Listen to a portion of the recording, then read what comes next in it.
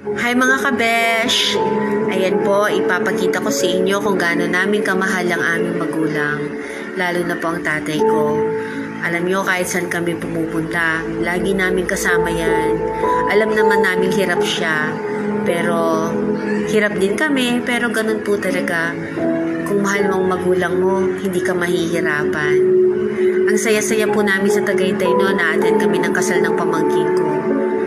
At gustong-gusto rin po niyang sumama. Alam niyo, namimiss na namin siya kasi 1 year na siyang kinuha ni Lord. And I know, mas masaya siya doon. So, we're so happy na kahit na ilan lamang yung itinagal niya sa mundong ito, napaglingkuran namin siyang magkakapatid. Kami po mga babae hanggang sa mga kuya ko. Lagi lang po kami nakasupport sa kanya, yung mga bayaw ko. I'm so thankful and happy na hanggang sa